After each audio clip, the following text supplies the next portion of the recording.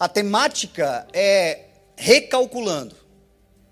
E hoje, pela manhã, ouvi a mensagem. Ontem à noite, a pastora e o pastor que estavam aqui ministrando falavam sobre o significado do recalcular, que é você parar e fazer uma conta melhor. É você parar e avaliar e fazer um novo cálculo com mais precisão, para que você possa continuar. Recalcular é importante. Recalcular em algumas áreas da nossa vida é essencial, em alguns momentos da nossa história é imprescindível. Recalcular é de fato você parar para avaliar se o que você está fazendo de fato é coerente, realmente é importante, se não há um caminho melhor, uma trajetória mais eficaz. Agora, é importante também nós confessarmos e reconhecermos que recalcular é fruto da nossa insensatez, é fruto da nossa falha, é fruto da nossa humanidade que falha. Somos alcançados por Deus, somos tocados pelo Senhor, recebemos do Senhor palavra, temos do Senhor um propósito predeterminado, e em Deus não há variações. Recalcular tem a ver com a nossa humanidade, a nossa fragilidade humana, as nossas limitações, na guerra que enfrentamos diariamente do espírito contra a carne. Por isso a necessidade de recalcular. Porque em Deus, Tiago vai dizer que todo dom perfeito e toda boa dádiva desce do alto, vindo do Pai das luzes, que não erra, que não se perde, que não varia como sombras inconstantes. A Jeremias, Deus disse o seguinte: pois eu sou quem conheço os planos que tenho para vocês, planos de fazê-los prosperar e de não causar danos, planos de dar a vocês esperança e um futuro. Foi Paulo quem escreveu aos Efésios dizendo que nós somos escolhidos no Senhor desde a criação, antes da criação do mundo, para sermos santos e irrepreensíveis em sua presença, por meio do seu Filho Jesus Cristo, de acordo com o bom propósito da sua vontade. Então em Deus não há variações, em Deus não há erro, em Deus não há equívoco. Deus é perfeito quando Ele faz um plano ao nosso respeito.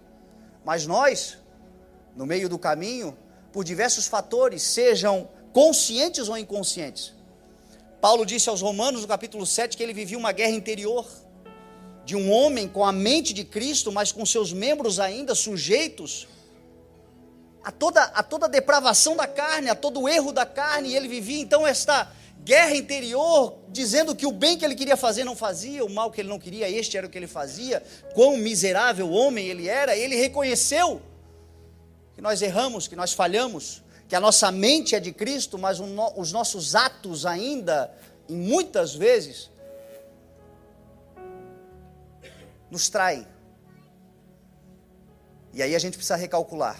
E glória a Deus pela sua graça, a sua bondade, a sua misericórdia, a sua longanimidade, o seu amor, a sua perfeição, que reconhece a nossa imperfeição e nos estende, dizendo: filho, eu vou te dar mais uma chance, mais uma oportunidade. Filho, eu estou contigo, levanta. E aí a gente pode recalcular. Hoje, quando nós viemos para cá, se existe uma tecnologia que pode nos ajudar a exemplificar o que eu quero pregar para você, é o tal do GPS. E o GPS é esta ferramenta que nos dá uma rota. E a gente digita ali e vamos aonde desejamos ir. E no GPS tem esta graça do recalcular. E hoje ainda, quando nós vimos para cá, Bispo Eliel e eu, conversando sobre as coisas de Deus, de repente passamos a entrada 259, e quando passamos a entrada ouvimos recalculando 10 milhas para frente para fazer um retorno, e mais 10 para voltar, porque a gente estava falando das coisas de Deus e nos distraímos.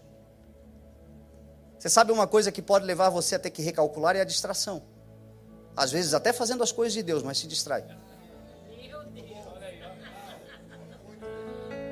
A distração. Quando a gente está ali no GPS e de repente a mente divaga.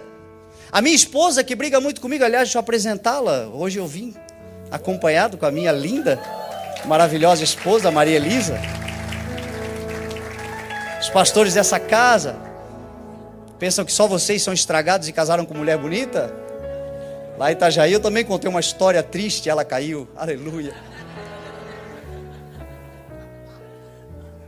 E ela briga muito comigo dizendo, você anda com a cabeça na lua, porque tem que virar à esquerda, eu passo direto, e realmente distraído, pensando. E a distração faz o GPS ter que recalcular.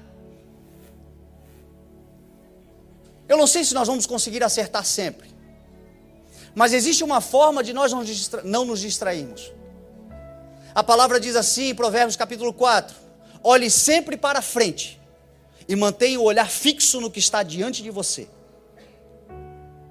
Hebreus 12 diz que já que nós estamos cercados por tal nuvem de testemunha, livremo-nos de tudo que nos atrapalha e do pecado que nos envolve e corramos com perseverança a corrida que nos é proposta, tendo os olhos fitos em Jesus Cristo, o autor e consumador da nossa fé. Nos últimos tempos nós estamos para viver coisas grandiosas do Senhor. O Senhor tem um cálculo perfeito para a sua vida e para a minha vida, e o que o Senhor pede a você e a mim é, não tire os olhos do Senhor, e nada vai te distrair, e o cálculo que o Senhor projetou vai se concluir perfeitamente sobre a nossa vida.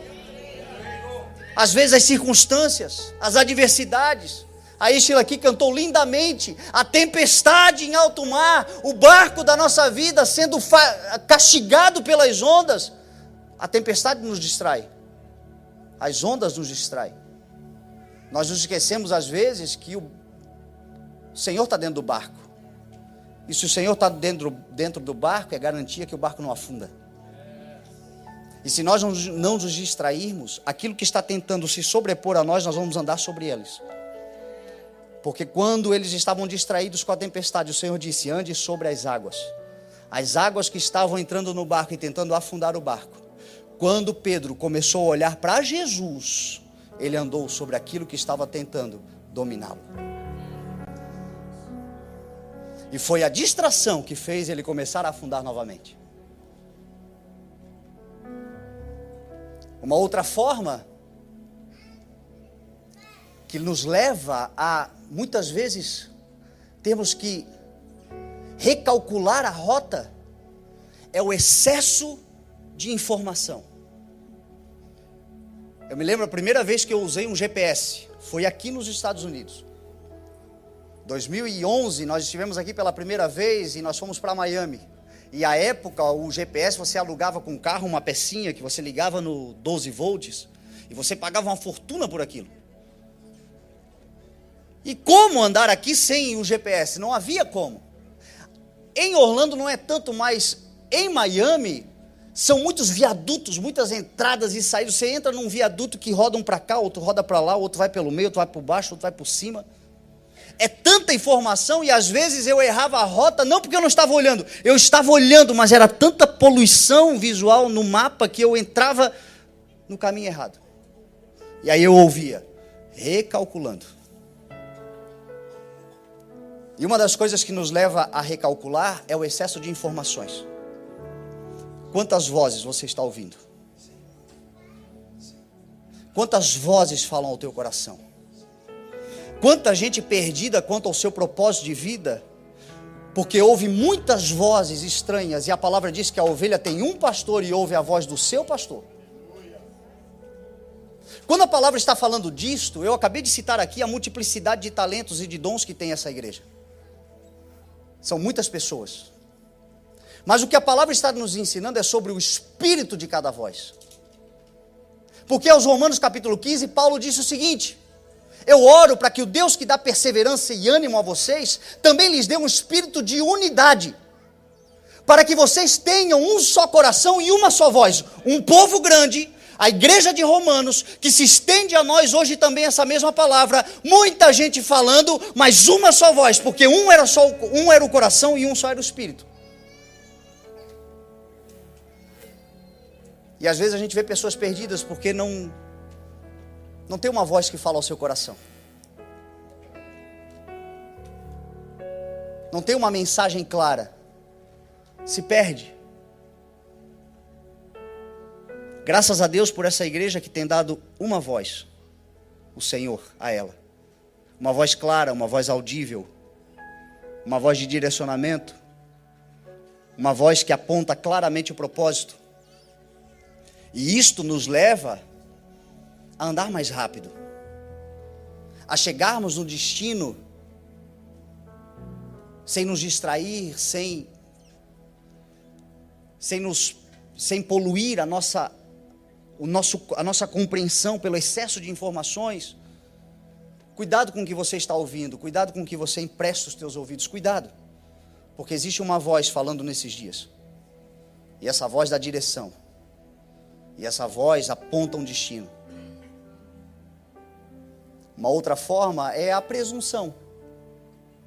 A presunção do conhecimento, às vezes também nos leva a ter que recalcular.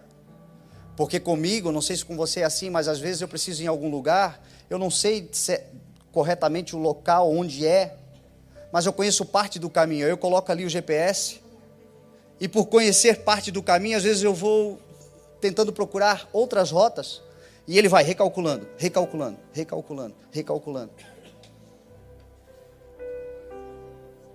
Às vezes nós fazemos isso com a relativização do Evangelho. Porque a gente sabe onde o Senhor quer nos levar, e a gente já sabe também alguma coisa sobre a vida, e algumas vezes a gente tenta ajustar a vontade do Senhor à nossa vontade.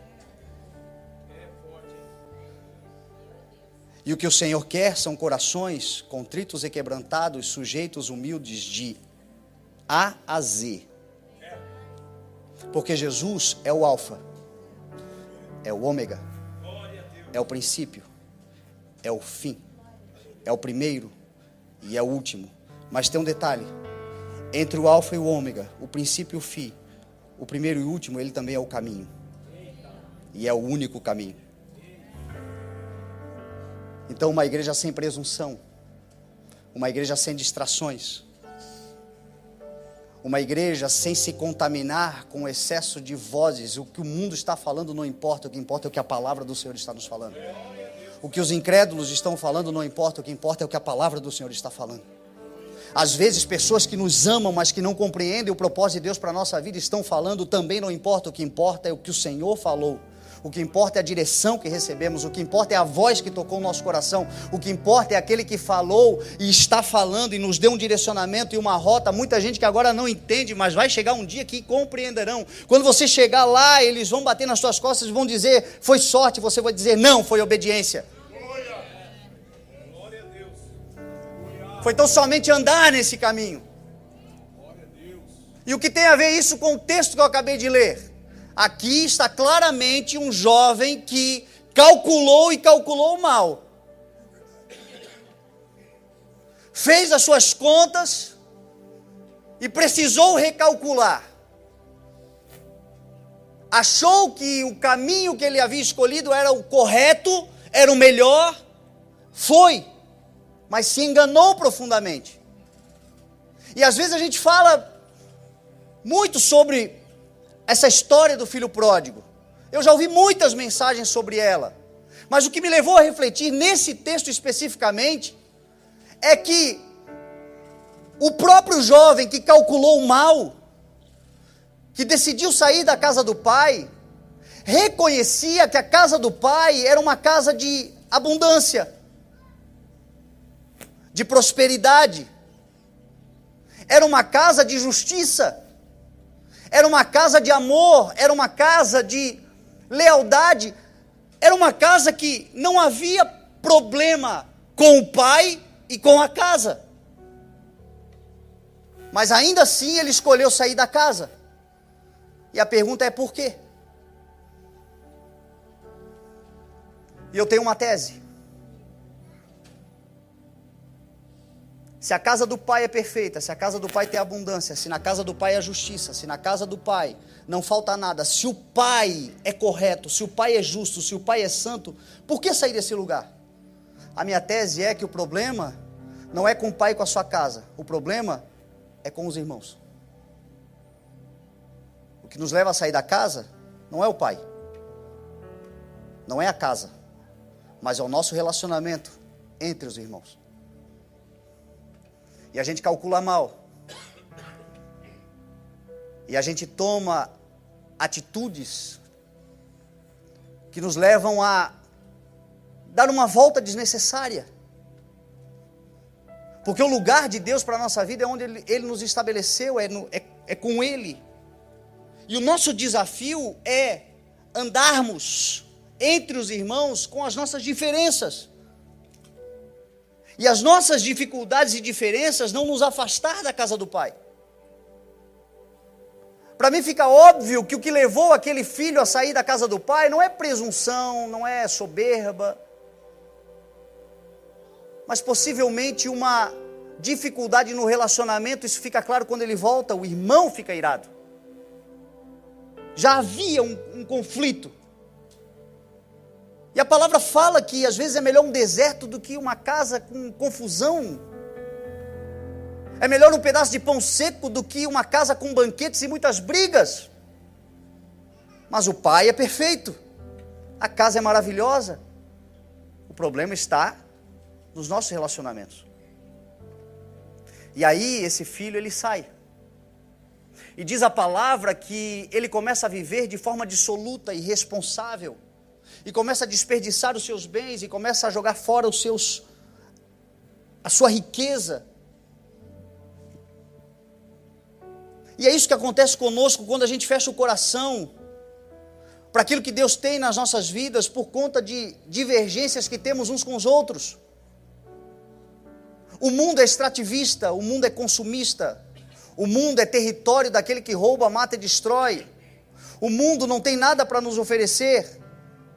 Mas a princípio, quando nós saímos da casa do Pai, quando nós saímos do centro da vontade, quando nós saímos para desfrutar ou viver uma vida que nós escolhemos viver, um cálculo que fizemos equivocado, uma verdadeira tolice que cometemos, nós somos dotados de muitos dons, de muitos talentos, de muitas habilidades, e de início nós não percebemos que nós estamos desperdiçando tudo isso. Porque só na casa do Pai há renovo, só na casa do Pai há fonte, só na casa do Pai há reconciliação, só na casa do Pai há restauração. É na casa do Pai que as coisas se fazem novas, é na casa do Pai que nós experimentamos abundância e novidade de vida. Fora é desperdício, é muito desperdício você com todos os teus dons e talentos fora da casa do Pai. De início não se percebe, porque a abundância, o Pai é extravagante, o Pai é abundante, o Pai reparte, o Pai dá, dom e chamada é irrevogável. Você vai com todos os teus talentos e todos os teus dons, e às vezes entristecido por alguma coisa que aconteceu dentro. Um ano já dá para arrumar umas tretas, um ano já dá para arrumar umas confusões aqui e ali, pensar, quer saber de uma coisa, acho que eu vou dar uma saidinha dessa casa aqui, vou... Um mês. O povo difícil somos nós. Mas aquele que começou a boa obra vai completá-la. Mas aquele que te semeou vai ver a grande colheita também. Mas aquele que te plantou é o mesmo que vai superabundar sobre a sua vida. Mas o desafio é nós entendermos que as nossas diferenças, elas na verdade são valores para o reino de Deus.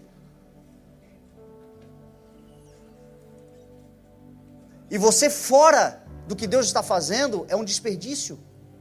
Você só como espectador do que Deus está fazendo é um desperdício. Outro dia, eu acho que foi o Léo que pregou uma mensagem lá na igreja. Ele falava o seguinte, que antes de você sair de corpo, você sai de mente. Antes de você sair fisicamente, você sai psiquicamente. E nós estamos esperando por aquilo que nós chamamos de avivamento. A oração de Abacuque, faz de novo, Senhor, em nossas obras, em nosso tempo, as mesmas obras, torne conhecido em nosso tempo. Ouvi falar da tua fama, tremo diante dos teus atos. E nós estamos clamando por isso, e você não foi chamado para ser espectador, você foi chamado para ser protagonista, com todos os teus dons, com todos os teus talentos, com todas as habilidades que o Senhor te deu. É dentro da casa do Pai que nós vamos fluir, é dentro da casa do Pai que nós vamos viver grandes coisas. É dentro da casa do Pai, é na vontade do Senhor, é como igreja do Senhor que nós vamos triunfar. É a igreja do Senhor que as portas do inferno não prevalecem contra. É a igreja do Senhor que é coluna e baluarte da verdade. É a igreja do Senhor que está sendo adornada e preparada para o grande encontro. E é a igreja do Senhor que vai fazer a diferença nessa sociedade. E a igreja do Senhor é um povo unido. Cada um com a sua habilidade, com o seu talento, todos servindo o mesmo propósito. Mas infelizmente aquele jovem calculou errado. Quer saber? Não tem espaço para mim aqui. Eu vou fazer em outro lugar, vou viver de outra forma. E vivendo irresponsavelmente, jogou fora. E quando percebeu, houve uma grande fome naquele lugar, a necessidade se estabeleceu. Então diz a palavra que ele caiu em si.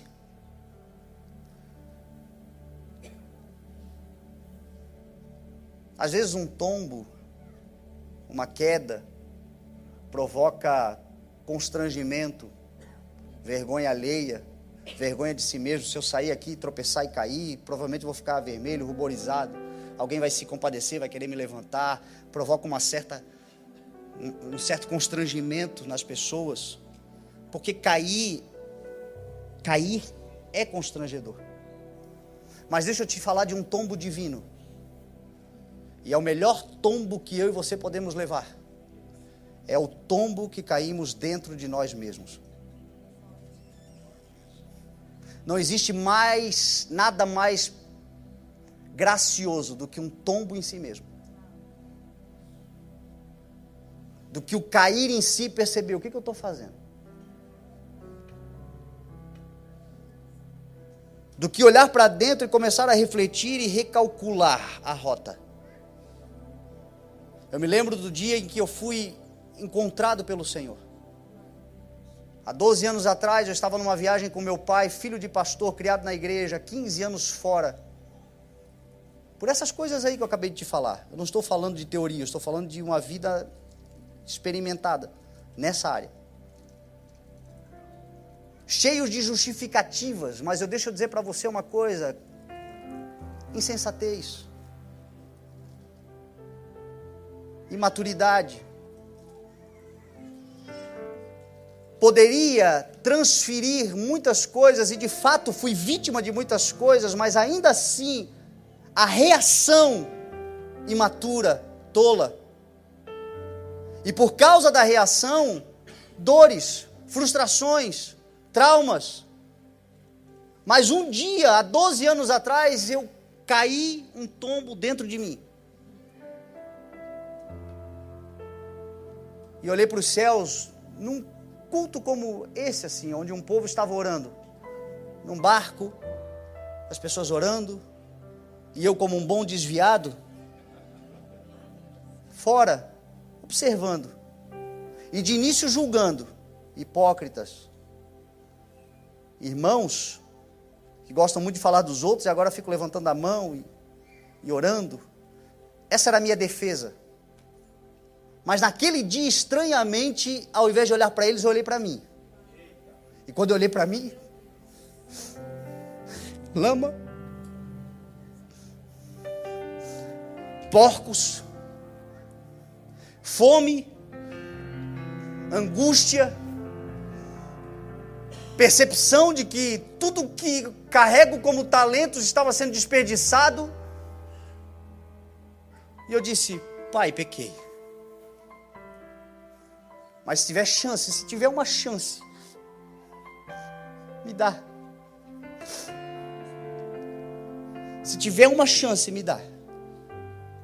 E naquele dia eu experimentei o tal do Atos 2 na minha vida. Veio do céu um som, como um vento forte. E me tomou. E aquele dia, eu encontrei o amor que vai lá na sujeira. Eu encontrei o amor.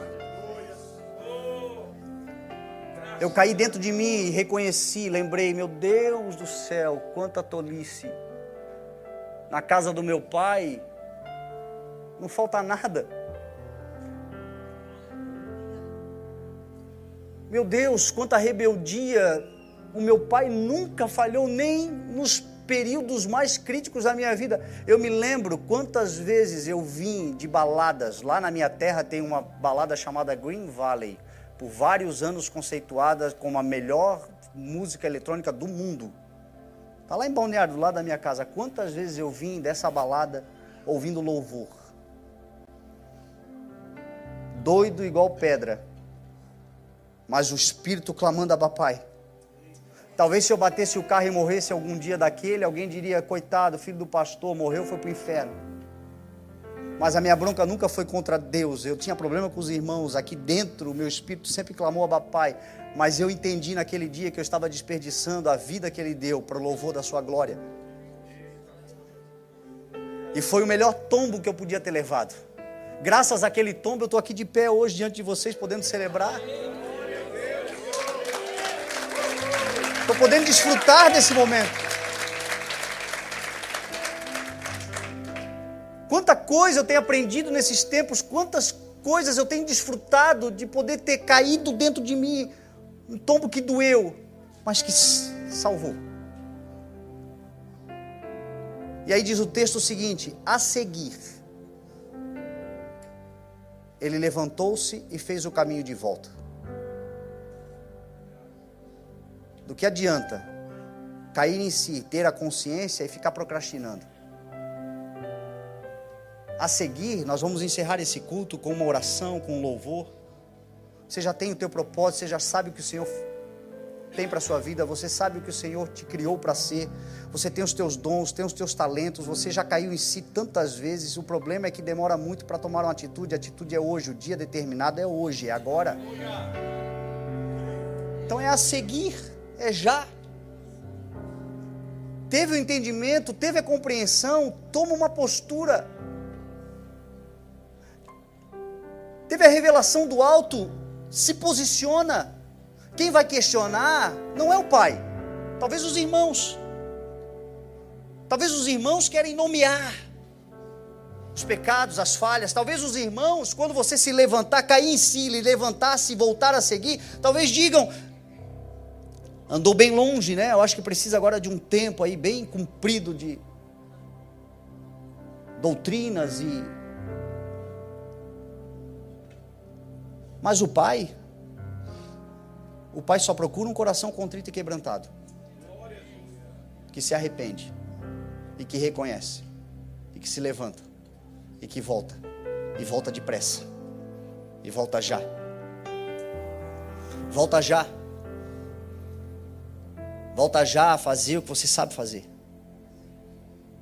volta já, começa, ou recomeça, já que o tema é recalcular. Você já calculou, e agora o GPS está te dizendo: não é para lá, é para cá, volta. A seguir ele veio, e quando ele ainda estava longe, o pai o viu. E é aqui que eu começo a me constranger com o amor de Deus.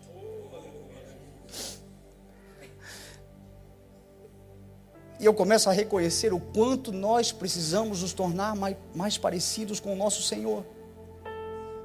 Porque o texto diz que quando o pai o viu, o pai correu na sua direção. Foi antes dele chegar.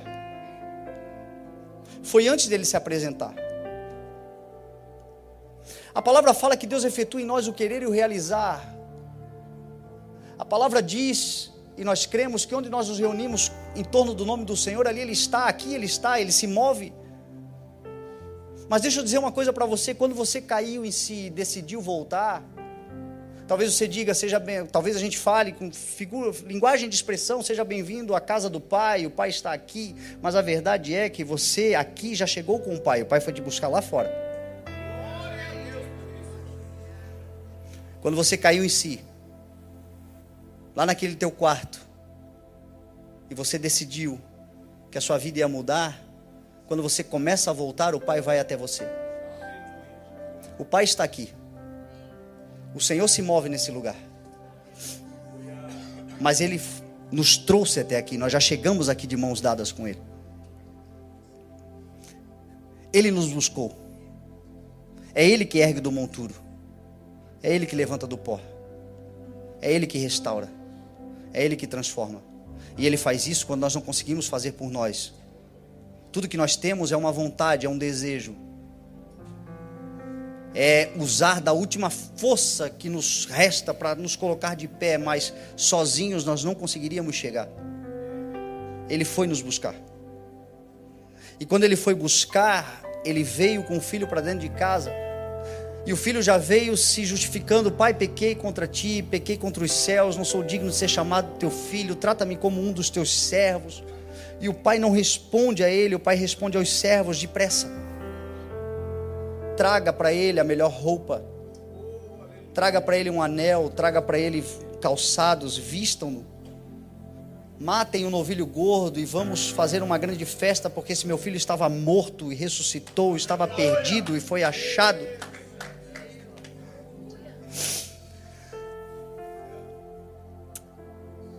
Eu creio que tem muito mais coisas aqui do que os nossos olhos naturais podem ver. Eu creio que o universo foi formado pela palavra de Deus, de modo que aquilo que se vê não foi feito do que é visível. Eu creio que nós estamos aqui, mas não estamos sós.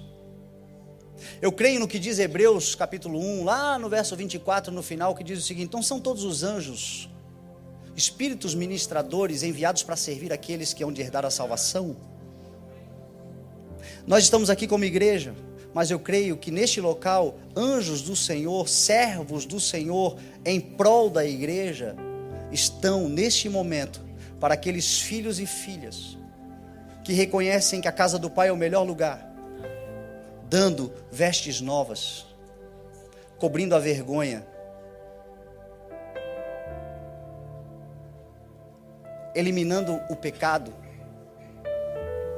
restaurando o chamado, porque foi o que o pai disse: os servos ali é o símbolo dos anjos do Senhor, que na casa do Pai servem aqueles que hão de herdar a salvação. Você não foi chamado para ser anjo, você foi chamado para ser filho, e os anjos fazem o trabalho deles, que o Pai manda: restaura, revigora, reposiciona, reconfigura, faz novamente, devolve o anel que é a filiação, devolve o status quo de filho, de filha, porque esse meu filho estava perdido, mas foi achado. Devolve as sandálias, coloca nele as sandálias que é o símbolo do nosso ministério evangelístico, calçados com a prontidão do evangelho da paz. Restaura esse filho, restaura essa filha, e vamos para casa fazer uma festa. O que nós vamos fazer agora é uma festa. Nós estamos num culto de celebração. Quem crê que a casa do Pai é perfeita? Quem crê que o Pai está na casa? Quem é filho do Pai aqui? Então tem festa, então tem música, então tem dança, porque é isto que o Pai promove quando Ele está na casa dele com seus filhos: música, dança, celebração, festa, por filhos e filhas. Só fica de fora filhos que não entendem. Só ficam de fora aqueles que são filhos, mas pensam que são escravos ainda. Só ficam de fora aqueles que não compreendem que o Pai é um Pai amoroso para todos. Hoje a pastora falou uma coisa que me acendeu essa mensagem. Ela dizendo que na época do pastor Demola, ele fazia todos pensarem que aquele ou aquela era o predileto. Então eles pensavam que era o preferido, ele pensava que era o preferido, o outro também pensava que era o preferido. Eu sou pai de 3 filhos. E eu aprendi com a paternidade que amor não se divide, amor se multiplica.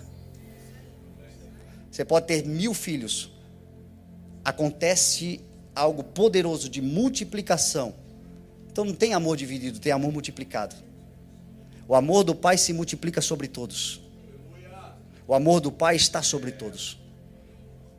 Nós, às vezes, por conta dessas vozes que nos distraem, desses excessos de informações, somos enganados com pensamentos que nos colocam como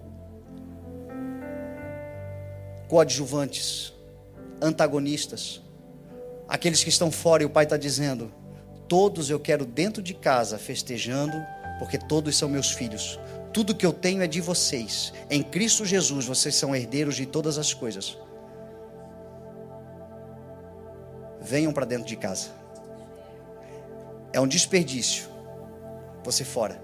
Eu quero você dentro. Eu quero terminar essa mensagem convidando você que está aqui nessa noite, e talvez por alguma razão, nada contra o Pai, nada contra a casa do Pai, mas por alguma divergência na caminhada e na jornada do nosso dia a dia, nós vamos entrar como igreja num próximo ciclo, e eu me incluo, porque eu disse para você, não é demagogia, eu faço parte dessa casa também, e nós vamos entrar num próximo ciclo de superabundância do Senhor, de desfrutar de coisas grandiosas que é para todos nós. Mas esta bênção superabundante tem a ver com a unidade de coração, de filhos que reconhecem quem o Pai é, que está com o Pai, está dentro da casa do Pai, mas que compartilham também uns com os outros, de unidade, de fraternidade. Eu quero te convidar nessa noite a ficar de pé em nome de Jesus. O louvor, eu quero chamar, essa música aí não é de festa, tem que ser de festa. Pode ser uma de festa? Vou dar uma de Léo Fusara aqui, só que eu não sei cantar, eu vou estragar tudo, eu vou botar vocês no mato. Mas hoje é uma noite de festa. E eu sei, não porque eu tenho algum tipo de presunção, mas é porque isso é igreja. Alguns de nós, às vezes fazemos um cálculo errado, pensando que o nosso lugar não é aqui, o nosso lugar não é esse, e não tem a ver com o Pai, não tem a ver com a casa, tem a ver com nós entre nós. E o Senhor está dizendo hoje, nessa noite, todos são bem-vindos, todos são dessa casa. Se você foi colocado aqui pelo Senhor, é porque aqui o Senhor quer ver você frutificando, florescendo, gerando, se multiplicando. Tu e a tua casa servirão ao Senhor. Essa cidade de Orlando, ela será alcançada pelo maravilhoso evangelho do nosso Senhor Jesus, e que nesta casa flui, através das nossas vidas. O que Deus tem para fazer através dessa igreja vai para além de Orlando. Eu estou vendo filhos aqui de um pai amoroso que talvez não façam ideia ainda do que o Senhor vai fazer, mas o Senhor tem nações para você ir. O Senhor tem projetos poderosos para você realizar. Talvez você não seja aquele filho ou aquela filha que estará com o microfone na mão, mas será aquele que o Senhor vai abençoar de tal forma que você não vai, mas você vai enviar. E isto não é demérito, isso não te faz menor, isso te faz apenas uma parte do corpo importante. Filhos e filhas, que é um desperdício não estarem no pleno trabalho do Senhor. Então a casa do Pai está com as portas abertas. A casa do Pai vai acontecer festa independente de nós, mas o Pai faz questão de sair e chamar. O Pai trouxe o filho que estava perdido, o Pai chamou os servos, o Pai também foi chamar o filho que estava no campo, no trabalho. O filho não quis participar, mas a festa não deixou de acontecer. Você sabe que essa foi a palavra que eu ouvi do Senhor, e eu termino com ela. No dia em que o Senhor me chamou, a palavra que o Senhor me deu foi: filho, se você ficar calado nessa hora, socorro e livramento virá de outra parte. Eu entendi naquele dia que o Senhor estava me dando um privilégio de participar. É um privilégio ser filho de quem somos. É um privilégio carregar o que carregamos. É um privilégio termos nas nossas mãos o que o Senhor colocou nas nossas mãos. Mas a obra do Senhor independe de nós e é apesar de nós. Não participar significa que outro vai festejar, mas era para você festejar. Era para você estar dentro. E essa noite é uma noite para todos nós, porque eu não vejo um Deus que exclui. Eu não vejo um Deus que escolhe pessoas para ficar de espectadores enquanto alguns participam. Um Deus diz, você não, você fica do lado de fora. Se você está aqui, a festa é para você. Se você está aqui, as vestes novas são para você. Se você está aqui, o anel é para você. Se você está aqui, um ministério proeminente é para você. Agora o Senhor diz, vem para dentro da festa. Porque tudo que eu tenho para fazer, eu vou fazer dentro de casa. E depois que eu fizer dentro de casa, o mundo conhecerá. Depois que eu realizar entre vocês, com vocês, o novilho é a ceia, o novilho é Cristo, o novilho é o Senhor, o novilho é o primogênito, o novilho é a expressão daquele que primeiro se entregou, e por causa dele todos nós temos acesso. Então a festa hoje é para todos nós. E eu quero te convidar, em nome de Jesus. Não me importa se você estava trabalhando muito como Marta e talvez diz, Senhor, tu não te importa que ela fica ali te adorando enquanto eu trabalho. Jesus disse para você hoje, você está preocupado com muitas coisas, todavia uma só é necessária. O que você faz não é descartável, mas o que o teu irmão faz também é valioso para mim. Ou se você talvez chegou aqui ainda meio que cheirando a mundo, não me importa, porque não importa para o Senhor. O que o Senhor quer é fazer uma festa com todos nós, e a partir desta festa expandir o seu reino através de todos nós. Glória a Deus. Então eu te digo, o que eu ouvi, se você ficar calado, vai acontecer. Eu não preciso de você, Fernando, foi o que eu ouvi, mas eu quero que você esteja junto. Glória a Deus. Eu posso sem você. Deus, para pregar o evangelho, não precisa nem de humanidade. Ele pode fazer ele fez através de uma mula. Ele faz do jeito que ele quiser. Mas ele conta conosco porque ele quer relacionamento. Ele quer que estejamos juntos. Então, é só entender, eu sou filho. Pai, se tem, eu quero. Tem. Tem veste, tem anel e tem calçados. E você só precisa aceitar o convite. Entra na casa. Então, se essa palavra falou com você, entenda esse local aqui como a porta da casa, como o átrio da casa, como o lugar onde a gente celebra, onde a gente faz festa, onde a gente se reconcilia com o Pai, onde a gente se reencontra com o Pai, como o lugar onde a gente é abraçado pelo Pai, ou como o lugar onde a gente é fortalecido pelo Pai.